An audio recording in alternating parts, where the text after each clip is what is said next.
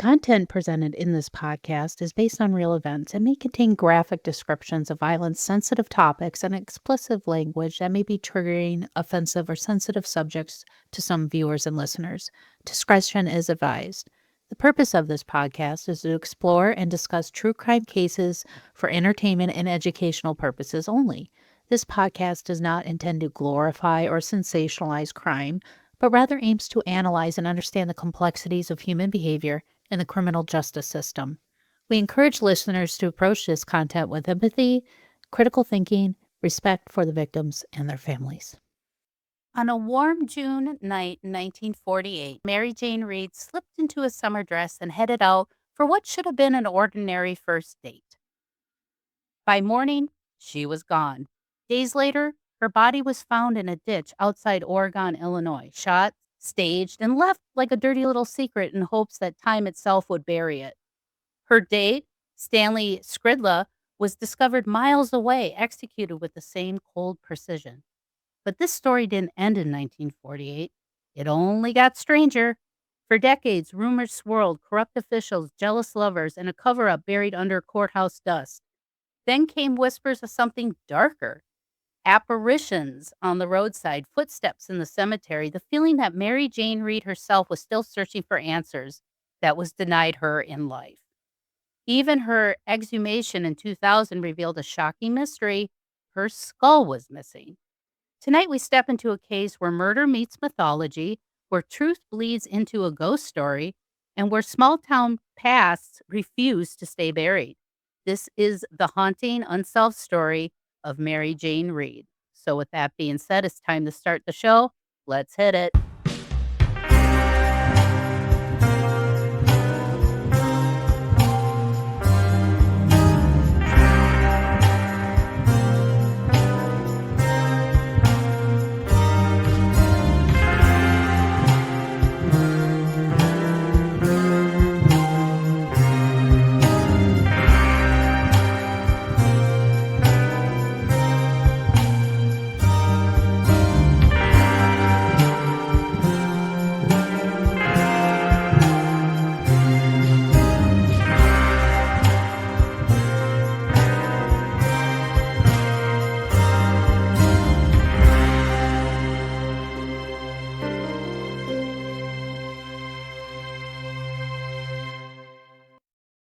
Hi, welcome to another episode of Mysteries, Mayhem, and Merlot. I am your host, Winnie Schrader. Well, remember last week when I said a story came across my desk that I had no clue about that I wanted to share with you guys? Well, that's what we're going to talk about tonight. I love true crime with a paranormal twist. You don't see them as much because, it's either true crime or it's just paranormal, but I love it when the two mesh and come together. And today we're going to talk about Mary Jane's Ghost, The Legacy of the Murder in Small Town America by Ted Gregory. Now, Ted Gregory is a Pulitzer Prize winning reporter from the Chicago Tribune, and he authored Mary Jane's Ghost, co-authored One Black Year to Chase a Dream and Leadership Code. So obviously he's made writing his thing, right? So I'd like to welcome Ted to the show. Welcome to the show, Ted. Hey, great to be here, Winnie. Thanks for having me. Okay, so Mary Jane's Ghost. Uh, Dave brought this to my attention. I'm like, why have I not heard of this? Because I love true crime with paranormal twists. I like the Greenbrier Ghost, where the ghost helps solve and capture her killer, which was her husband. But it's fascinating to me, and I like it when people like Dave when he did his shows, the Holster Files and Ghost of Devil's Perch. It felt very much like they were running a cold case type of thing where they were trying to figure out if what happened that is said in history really happened. And a lot of times it was not. So, and the ghosts portray that information. So now I've never heard of this story. My listeners probably haven't either. So let's just get into it and start from the beginning with Mary Jane Reid. She had a boyfriend and they were just going on a date, right? Yeah. So it's the summer of 1948, as you mentioned in your intro. And Mary Jane Reid, who was 17 years old at the time, and works as a telephone operator back in the day, connecting phone calls that now done, in our cell phones instantly. Had this date with Stanley Skridla, who was from a larger city, Rockford, Illinois, and he's 28 years old, Navy veteran, and he worked as a lineman essentially at the same telephone company. So the indication is they met during work. And so they have a date late. I think it was late on the night of June 24th or early in the morning on June 25th of 1948. They are on the Lover's Lane, just on the outskirts of Oregon, Illinois. And Oregon, Illinois, for folks who are unfamiliar with the area, is about 100 miles directly west from Chicago. And it's in a really scenic area of the Rock River. And so they're on Lover's Lane and presumably doing what lovers do on Lover's Lane. And then they are interrupted by either a person or several people. Stanley is shot 4 times, and his body is dragged from the car to the side of the road. Mary Jane disappears. And the case immediately got widespread attention. Newspapers from coast to coast were covering it. A day passes and no sign of Mary Jane. A couple of days pass, and I think it was on the 4th morning after her disappearance that her body is discovered, partially clothed, sort of in a weedy ditch just on the side of a kind of a gravel road. And then things really explode. I mean, it's a double murder on Lover's Lane in this seemingly very peaceful, scenic small town. Right. And lots of folks are brought in for interrogations and interviews. They sort of not make arrests, but they apprehend people, talk to them for a little bit, then release them. Months and years pass before and no one is arrested. Of course, no one's charged and no one's prosecuted, of course, for the crimes. And then 50 years later, around 1998, a fellow by the name of Mike Arians, who is an insurance fraud investigator and a dinner theater producer. That's 2 odd careers. He's a real character. He was a real character.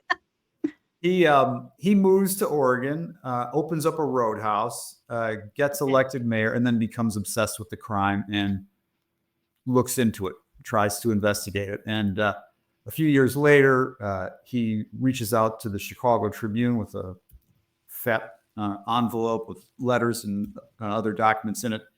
And the envelope landed on my desk.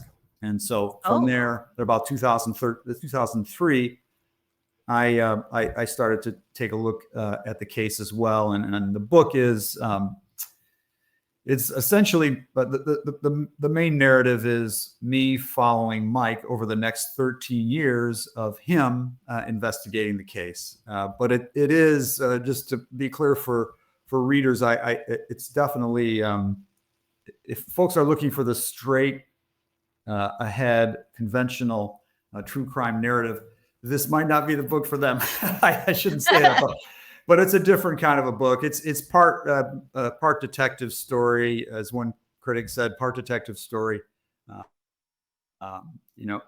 part road trip and part rumination on newspapers and our need for stories in our culture. So anyway, that's probably a lot more than you want to know, but I start taking a look at the case in 2003 when I get this letter from Mike. Okay. Well, and that's I love books like that because it's almost like you're trying to solve the cold case in real time along with the author. Because it's like how are they piecing these things together? Now, when he came obsessed with the case, I mean, how if they didn't have any like leads or any type of concrete evidence to point in any direction, how did he come up with so much evidence and content that the police originally didn't have in 1948?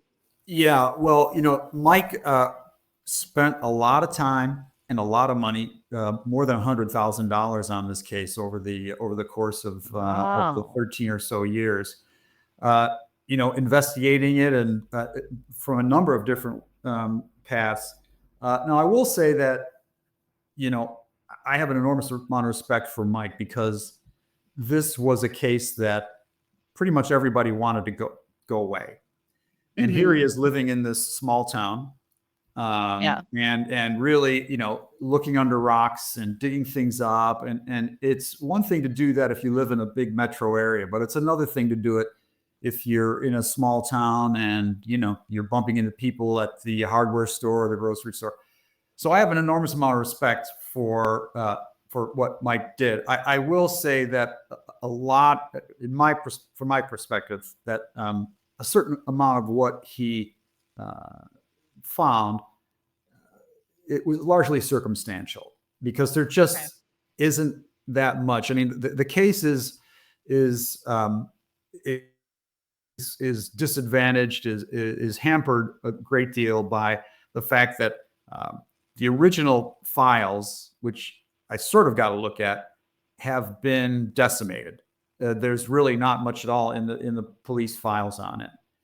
Okay. Secondly, pretty much 50 years later, everybody who kind of knew what was going on is gone, or pretty much everybody was gone when he Right. started up. And third, it was, as I mentioned earlier, that a lot of folks just, they didn't want their town known for this unsolved double murder on a lover's lane, and they just, for many reasons, I think, wanted it to go away. But Yeah. I will say that, again, I have an enormous amount of respect for Mike's efforts because it wasn't for fame or fortune. He really kind of connected with Mary Jane's story, I think. Yeah. And, it's some people have that mindset. I'm the same way. I like to it's like a puzzle. You gotta put it Mhm. together. It's just when you have such limited information, it's like you have all the pieces out in front of you, but you have no box to look at, no Yeah. picture to look at. You're like, Right. "Okay, what is on these pieces?" Right. You know what Right. I mean? It's like trying to put a puzzle together blindly. Yes. But and also too, I mean, if people don't wanna talk about it, but then you also have the folklore, the rumors, things that people have injected throughout the story throughout all those years, 'cause what is a 50-year span of time before he even really took I mean, could you Right. imagine how many stories have been brought up? I mean, the Villisca Axe murder house, uh, right off the bat, they were coming up with stories of who did it, and it became part of the lexicon of the story, which wasn't even Mhm. true, but, so it's hard to when you're very have such limited information and, sometimes really the only evidence you have is circumstantial Yeah. Yep. maybe a picture here, a picture there, or a letter, but it's hard to piece those things together. Did he have any type of like a theory of who did it or how like the reason why it happened? Because Yeah. it Yeah. doesn't seem like they would be a target. Right. So yes, he did, and it really, it's a theory that continues to this day. But his theory was that a local law enforcement officer who had a relationship with Mary Jane um, is the killer, or at least orchestrated the killing, and that it was essentially a crime of passion, a crime of jealousy. That this local law enforcement officer, uh, after Mary Jane basically told him, "I've had enough. I don't want to see you anymore," was very angry about that, and so Mike's theory and other people's theory as well is that he followed them around that night, waited until they were alone, and did his thing. So Oh, and so that was kind of the path that Mike determined, kind of on his own, and he sort of moved along over the years to sort of support that theory. And the big move that he got that really started this thing going was in 2005 he got permission to exhume Mary Jane Reed's body, and that set in Oh. motion quite a series of events. Okay, so, and what was his reasoning for wanting to exhume her body? What was he hoping would come, like, how she was killed, manner of death? I mean, like, what was his goal in exhume what was his reason to even have her Yeah, exhumed from it, it was essentially to try to shed some light on the case. He was hoping for some DNA, for whatever he could possibly use to learn more about how she was murdered. And getting someone exhumed is completely legal if you get the permission of the surviving family members. And Mike did that. He connected with Mary Jane's lone surviving sibling, a younger brother who she was very close with, and he was also sort of not tortured by the case, but really confounded by the case, and he was very interested in trying to find out more about it. So he approved it, and in August of 2005, they exhumed Mary Jane's body and then re-examined the remains, which was really gruesome because I it? saw part of it, I saw all of it, that it was videotaped. And it also revealed a really shocking turn in the case that I think you alluded to earlier in your intro. My darklings, December moves pretty fast. All the outings, the parties, the shopping, the travel, the did we actually wrap everything chaos? But once the noise dies down, there's always that one moment that I look forward to most. Slowing down, cozying up, and just being present with the people I love. And that's exactly why I keep going back to Cozy Earth. Their bamboo sheets, made from viscose from bamboo, are the best gift of better sleep I've ever given, and the best gift I've ever given myself. They're incredibly soft. They sleep cooler, and somehow they make crawling into bed feel like you're slipping into a luxury retreat. And if you've got someone on your list who desperately needs rest, or if that someone is you, this is the gift that says, take a breath. You deserve this. And then there's the bubble cuddle blanket. I've told you about this. If you want to give a gift that feels more like an experience than a product, like a hug that they can feel from you any time of year, this is the gift. It's got that plush textured feel, just the right weight, and it turns any couch or bed into the coziest corner of the house. Snuggling by the fire, movie nights, maybe even a quiet moment on the couch. This blanket makes all of it better. It's comfort that lingers long after the holidays end. Plus, you get a 100-night sleep trial and a 10-year warranty. Think about that. Try returning any other bedding after using it for 3 months. That just ain't gonna happen. Cozy Earth stands behind every stitch. So here's the deal. Now, through December 12th, head to CozyEarth.com and use my code P60 for up to 40% off. And order by the 12th for guaranteed Christmas delivery. Listening after that, don't worry, my darklings, the code still works and it's going to get you 20% off year-round. And if you get that post-purchase survey, make sure to mention you heard about Cozy Earth right here on the Paranormal 60. Again, CozyEarth.com. Use my code P60 for up to 40% off through December 12th, 20% off year-round. Give the gift of comfort that lasts beyond the holidays and carries you into a cozy new year. The holidays aren't all joy and jingles. Behind the festive lights lies a shadowy history, and Jeff Belanger's Surviving Krampus and Other Yuletide Monsters, The Fright Before Christmas, is here to unwrap the history for you.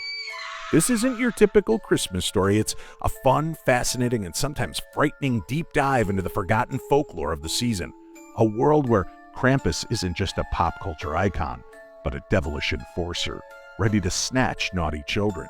Where trolls, witches, and the Yule Cat stalk the snowy landscapes, and St. Nicholas's heavy-handed helpers bring more punishment than presents. Explore folklore from across the globe, from the elf-like Tomten to the terrifying Grilla, who drags the misbehaved to her mountain lair. Discover why the winter solstice, the darkest time of year, has always been a season to fear. Whether you're curling up by the fire or walking alone on a cold winter's night, The Fright Before Christmas will have you questioning every shadow. It's available in hardcover, audiobook, and CD, perfect for gifting to your favorite spooky season lover. So this holiday season, add a little more fright to your festive nights. Grab your copy of The Fright Before Christmas, available wherever you buy your favorite books, because nothing says Merry Christmas like a Yule Cat ready to pounce. Yeah, that her head was missing. Well, it was actually, well, yeah, her head was missing. The skull, a forensic anthropologist examined the remains and found that the skull did not match the rest of the vertebrae in the remains. So that you're right. Somewhere or other, supposedly Mary Jane's skull was not in the casket. So, yeah. So what? Okay, that doesn't even make sense. Like, Yes. how would somebody else's head end up in her casket? And why? Yeah. It was a real shocker, believe me. When he called me and told me about it, because again, I was following the case as a reporter, and we would stay in touch from time to time. He called and told me about it. I was literally speechless. I didn't even know. I had so many questions. I didn't know where to start. Yeah. But the long story of it is, no one has a great explanation for that. I read the forensic anthropologist's report on it, and it's very brief, and it essentially says, we don't know how this happened, but this is what it looks like. We've never seen anything like this before. It's not like a mixed baby at birth. That was crazy. Yeah. It was really something. Yeah, it was crazy. So, the theory that Mike came up with was that, in certain circles, a skull is considered a trophy, by killers, by, folks who engage in some really dark things. And so he felt that somewhere or other, somebody who was responsible for this crime had her skull as kind of a trophy, more or less. Yeah, and a lot of times, killers who have that type of tendencies, like Ed Gein, uh, people like that, it's because they're trying to hold on to something. Uh, Yeah, it's a or really weird thing that I'm not sure I completely understand, but I don't know that we yeah, can understand those well, and things. that's part of that whole crime of passion thing. Yeah. With that police Right. officer, you said that she was probably dating. Was he obsessed with her? Right. Yeah. Because to swap somebody's head before while they're in the casket, that is so bizarre. And Yeah. Yeah. And I will say again, in Mike's defense, he offered a $25,000 reward for anybody who could come up with Mary Jane's skull, and nothing happened. So, wow, yeah. that is so bizarre. Yeah, that's not well. No wonder her ghost is still wandering around. She wants to know where her dang head is. It's my skull. Oh my gosh. Yeah. So now, was there anything else that on the body that kind of led to any more type of or tried to prove some of his theories or things like that? Did they find anything else with the body or? Not really. No. I mean, there were some things about the investigation itself that came out later. I mean, one great development about Mike's sort of agitating over this case was that the Ogle County Sheriff, that's the county where this crime occurred, reinvestigated the case in late 2005 and 2006. It had been investigated, 3 or 4 times over the past 50 years or so, 55, 60 years. And so that investigation was a product of this exhumation and of Mike's discovery and of Mike's agitation for more information about it. The investigation that ensued, while it pointed to 2 other murderers, did definitely suggest that the investigation and the whole case was really tainted by political and personal relationships. I think the final, I wrote down the final sentence that he said. It was led by a sheriff's captain, Rich Wilkinson. Quote, "This investigation, in my opinion, was corrupt and mishandled from the start, and nothing I am aware of can possibly change those facts," close quote. So, he was concerned about it, but, as we said earlier, he was investigating this case in 2005, 40, 50, 55, 60 years after the murders, and didn't have a lot to work with as well. But what he did have to work with concerned him. Okay. Well, and that's what I was thinking. Like, if law enforcement, like, if one of their own was involved in this case, would they cover up for their own? It seems like they didn't really keep great records, and a lot of times law enforcement, even back in that day, I mean, it's not you don't have the ethics that we have All today right. when Smart. it Wow. came to Good. you had so many cops in the mob's pockets. It's ridiculous, especially Yeah. near Chicago. Yeah. Um, Right. but they would cover for their own, and I could see how that could lead to thinking that maybe someone from law enforcement was involved in the murder, because you would think in a small town they would have gone like hardcore on trying to find this, because they don't want a killer running around their town. you know, Exactly. and that's why they wanna keep it quiet and hush hush, and, Yeah. maybe the reason why they wanted to keep it hush hush because they didn't want the spotlight for anybody else to dig any further into it as well, so I that could think have been there's a like lot of credibility in that. yeah, it seems like a lot of smoke screens were going up Yeah. with this case, and the poor girl, I mean, Yeah. Very there sad. was no rhyme or reason that they were shot and killed the way they were. I mean, it's like how Zodiac went and attacked people on Lover's Lane, and it's like just the innocence of it is scary, because it's just like they were just doing anything, like going to a drive-in movie or just sitting on Lover's Lane and spending quality time together or Right. whatever they were doing. Yeah. Right. To snuff somebody out for no reason is Right. just scary to Yeah. know. For sure. Um, and you would think that law enforcement would have been all over that to try and find this person or who was involved, because you don't want that carnage, especially in a But small town, and it's interesting that you mentioned that kind of vibe around this case in the small town, because even at the time of the murders in 1948, uh, I was looking through all of the news coverage of it, and one reporter referred to the investigation as desultory, Desultory, which means basically half baked, half-assed, if you don't mind me saying. Yep. It was sort Oh, of yeah.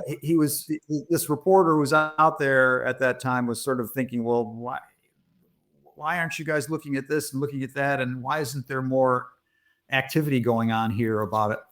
And so again, it makes you think that some folks who maybe were pulling the strings in that community didn't want it to get too exhaustive. Didn't want that investigation to get too comprehensive or too thorough.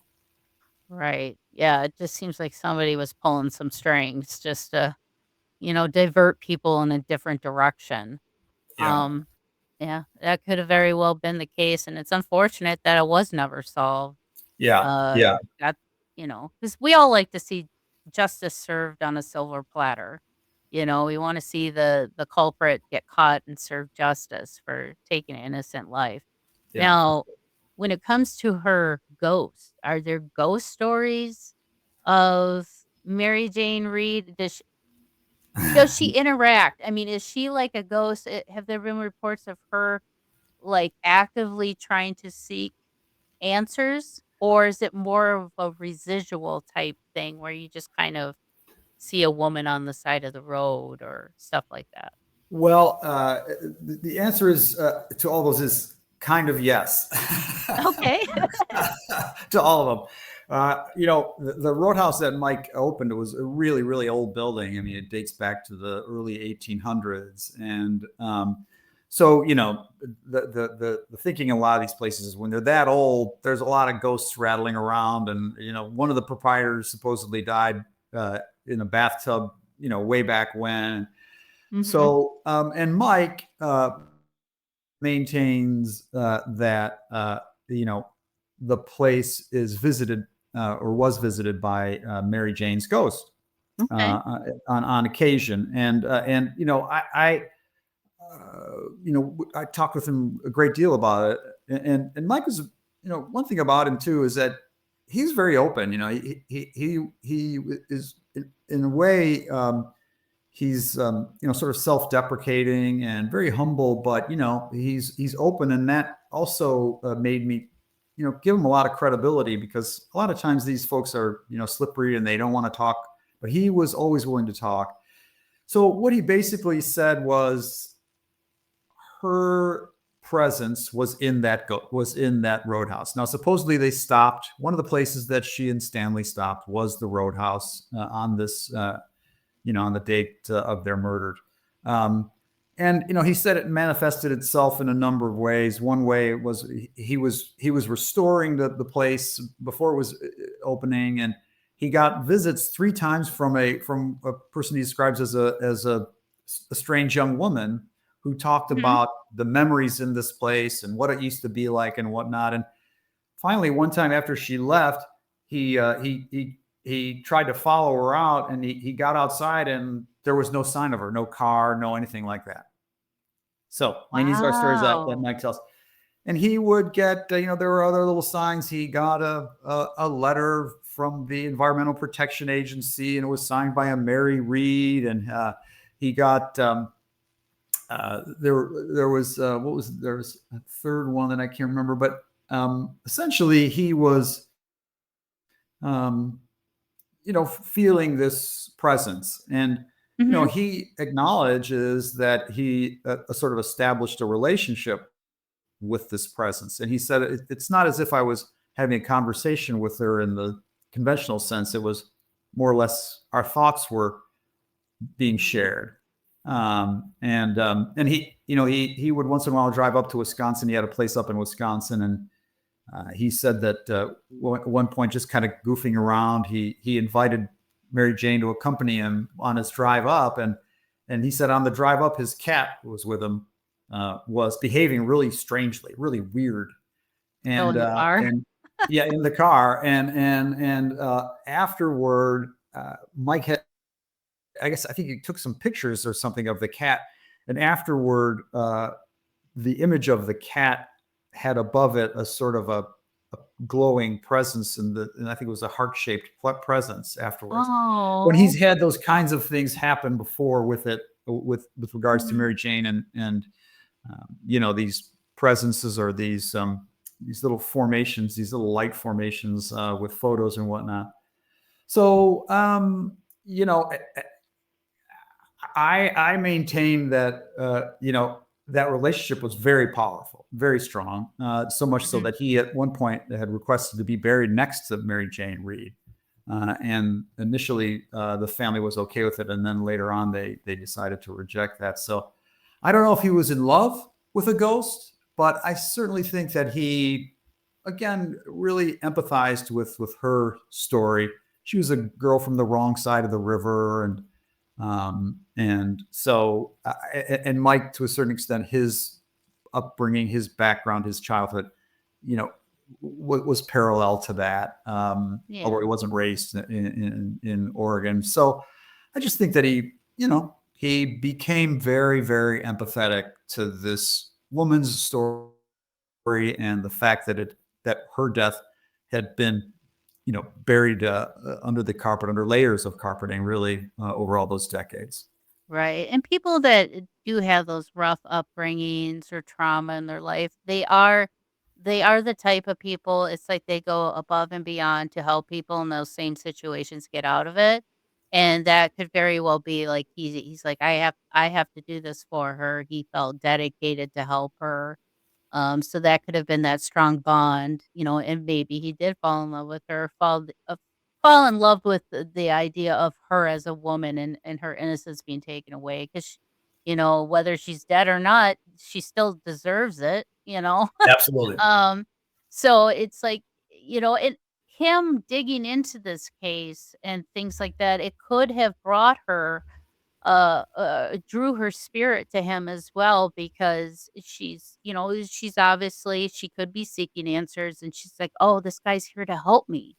So, it could have very well been that connection. She knew Right. he had passion and empathy for her and which he did and he wanted to just help solve her case and, Yeah. And you I will know say, I will add, just along the realms of sort of the supportive evidence of um, ghosts or these kinds of presence, that there was a Travel Channel series called The Dead Files. Maybe you'd Mhm. heard of it. You heard of it, but they spent an episode in Oregon on this case, and it's a, for those of you who are unfamiliar with it, it's a pair. It's a medium named Amy Allen and a former New York Police Department homicide detective, Steve DeShazo, I think is his name, or Yep. DeShazo.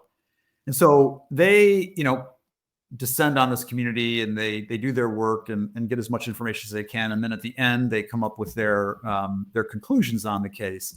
And Amy felt like the law enforcement officer was the killer or Mhm. coordinated the killings.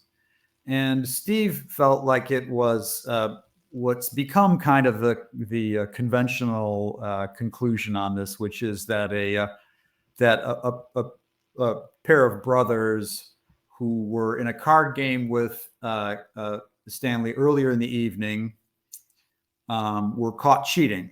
And Stanley was apparently, he was a tall guy, and he wouldn't not take any BS.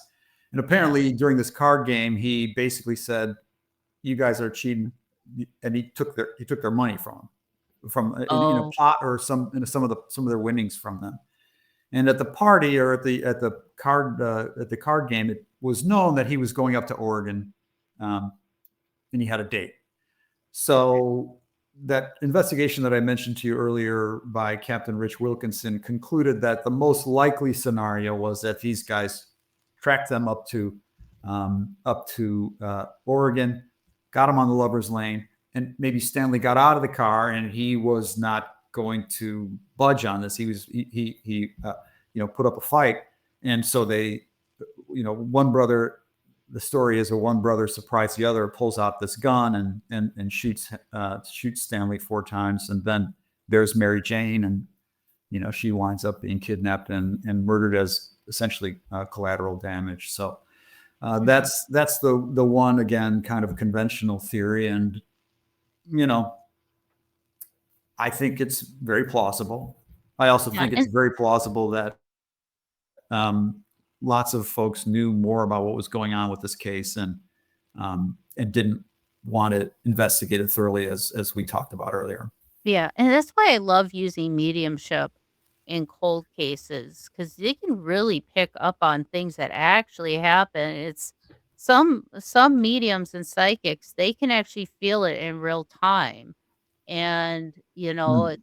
they can get a better grasp. And I know a lot of law enforcement, I think it's so woohoo and it's a bunch of BS. But one of my good friends, Scott Davis, who is an active police officer and is also a medium. Oh, wow. Um, It's an yeah, interesting yeah, combination. yeah. I know. I'm like, oh, how is it when you go to a crime scene? You're He should trying be to. a guest on here. You probably already had him as a guest, but Oh he'd be a yeah. good Well, guest. I'm like, what are you sitting here investigating a murder scene and the victim is literally standing next to you talking to you? Oh It's boy. like, what do you do? But yeah, and you know, it's hard for him because he has to kind of squash part of himself when he has to be on the job. Interesting. But he's like all for with Wow. mediumship as long as they're credible to help law enforcement find missing people, deal with cold cases. Because you know, e- even if you have somebody in custody, like the Delphi murders, for instance, you have Richard Allen who is in prison. There's so many people. He has this whole camp that thinks that he is innocent. And it's like, well, what can you do to prove whether he's guilty or not if this whole group of people thinks the whole police, law enforcement corrupted it, they covering things up, they got the wrong guy. Well, that's where you can have somebody come in and be like, okay, let's filter this out and have a medium come in and find out what really happened to those two girls. And I think it's very important that law enforcement keep an open mind when it comes to these, especially cold cases that are old, when families have been sitting for years and years and years trying to solve their Yeah. legacy, family history, or even current family members who have missing people. They can't find them. They think they're dead. I think it's very beneficial and it helps the families. If Yeah. it makes them feel good, do it. you Right. know? I mean, yeah. Uh, Yeah. and I mean, I can't imagine though going through so many years of researching a topic and just keep getting roadblock after roadblock after roadblock. Yeah. I mean, Now, he just definitely deserves an award for perseverance and persistence for sure. right. Yeah.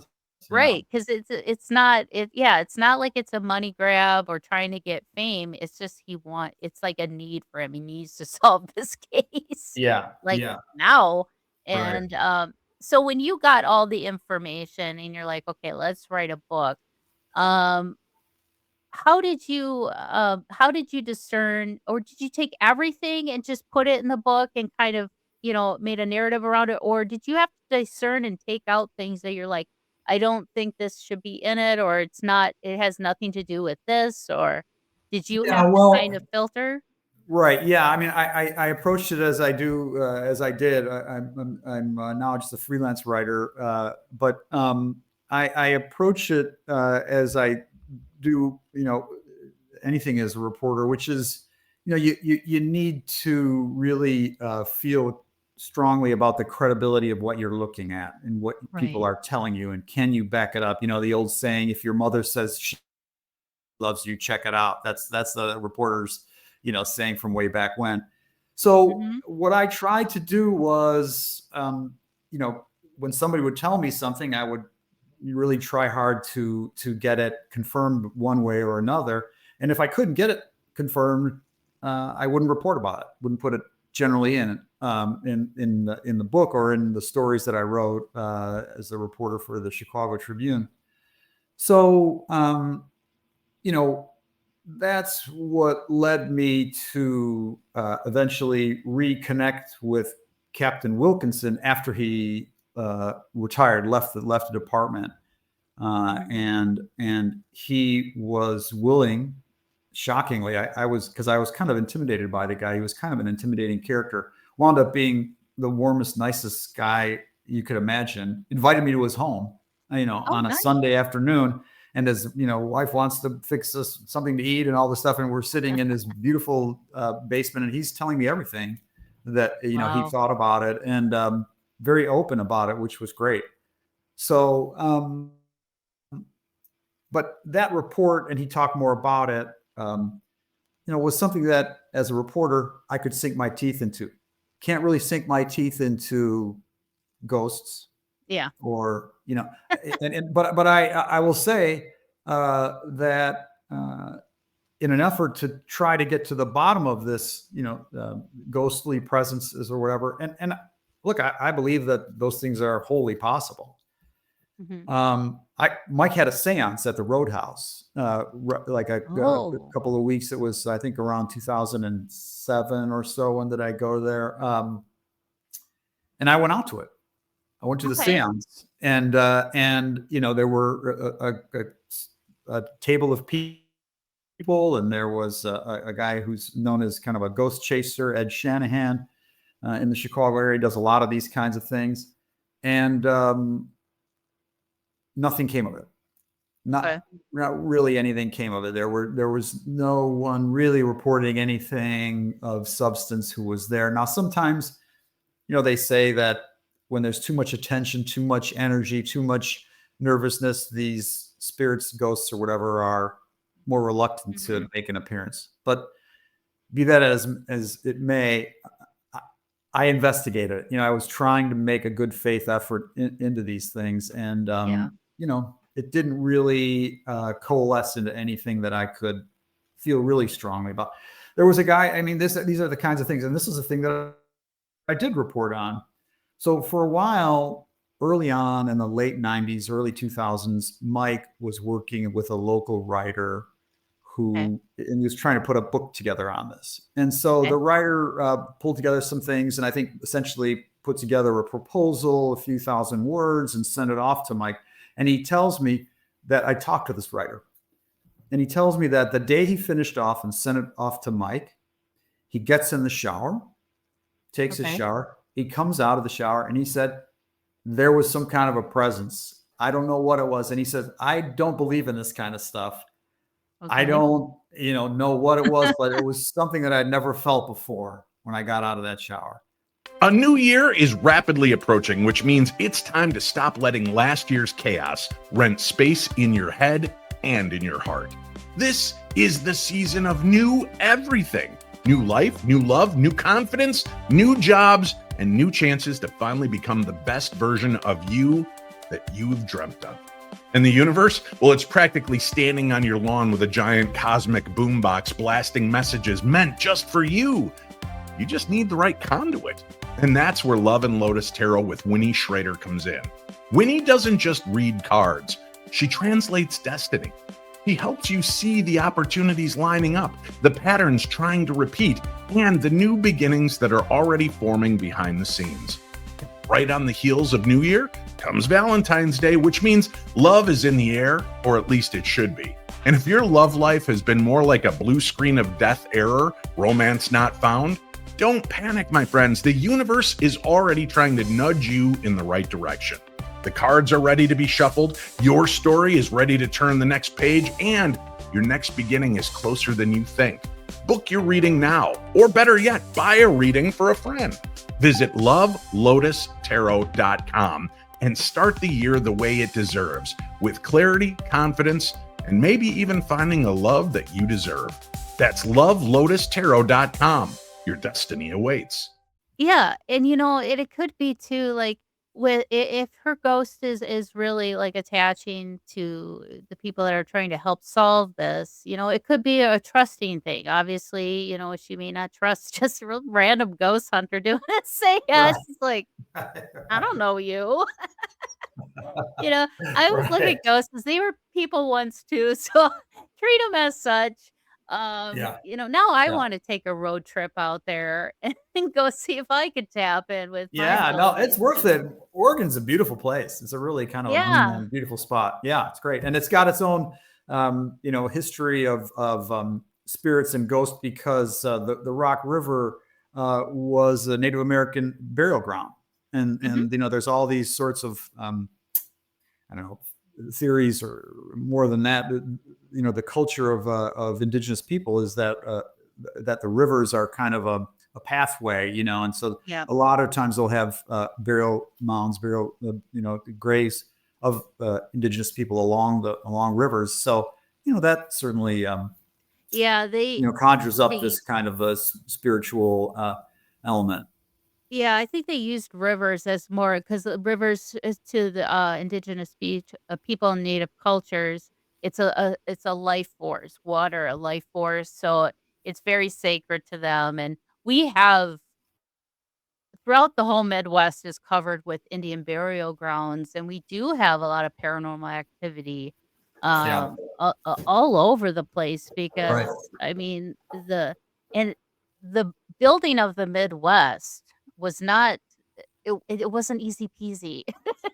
It was Oh, a lot of tragedy, yeah. a lot of, pitfalls and downfalls, and, it's post-Civil War, they're building an intercontinental railroad, building up the Midwest, and then you have all these small towns, and now we're into the next century, and, now we have stuff like this happening. Could these sacred grounds be causing, um upheaval in our realm, who knows?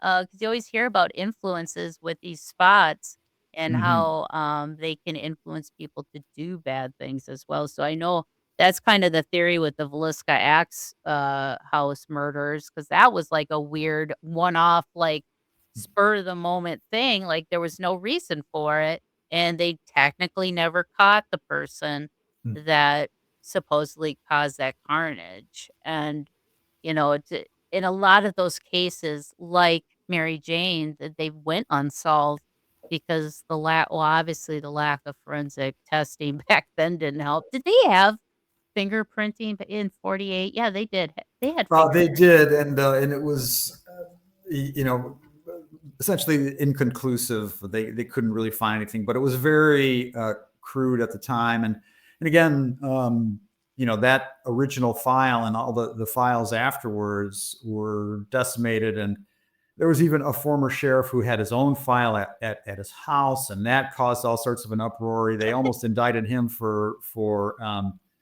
withholding evidence in that investigation that I mentioned earlier, the 2005 2006 Oh my gosh. investigation.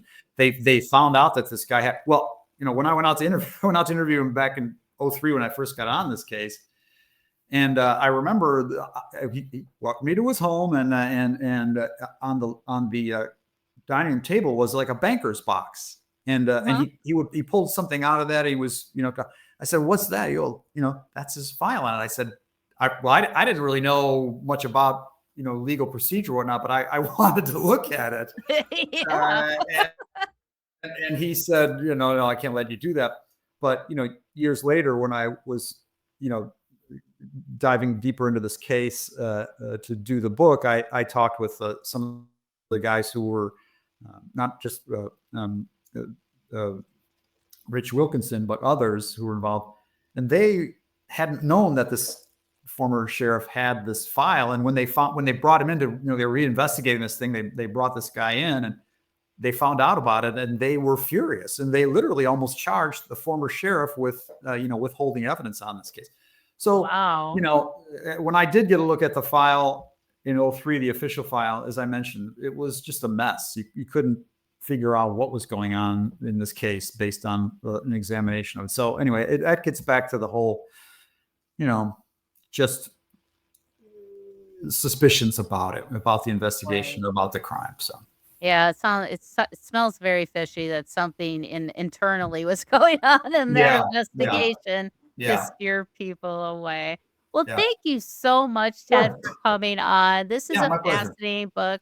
I know my listeners are gonna love it, and Great. the buy the book link is in today's description, and make sure you rate and review. Now, this book came out in 2017, but it's one of those timeless things you can read at any time. It's like there's no new updates yet, but if you like paranormal and true crime, I think this is a book for you, and especially traveling down the cold case road, like in time, knowing what this person had to do to find this information. Okay, we have to go here. It's like watching like a real time uh case being trying to be solved like 48 hours. They're trying to find the perpetrator within 48 hours or trying to find the missing person.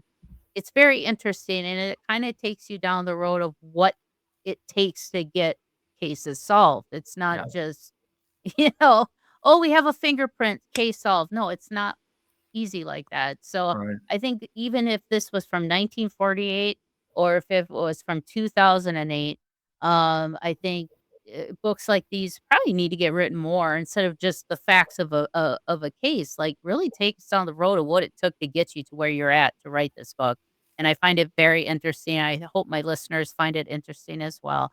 So now, do you have a website or anything that people can go to check out any of your works? Other I works that do. I you've done? have, it's just tedgregory.com, www.tedgregory.com. And they can find out about this book and the other books that I was sort of a glorified ghostwriter on. And yeah, and so I'm out there. And but I really appreciate the opportunity, Winnie. It's been a really great conversation, and I thank you for taking the time. Oh, yes, this is a fascinating story, and I love ones that I'm not very aware of, so it's just more information, more learning for me, which I love and my listeners love. So, and I tell them, hey, if you guys have a case or something that I haven't heard of or is not well known, send it to me, email it to me at mysteriesmayhememerlo@gmail.com.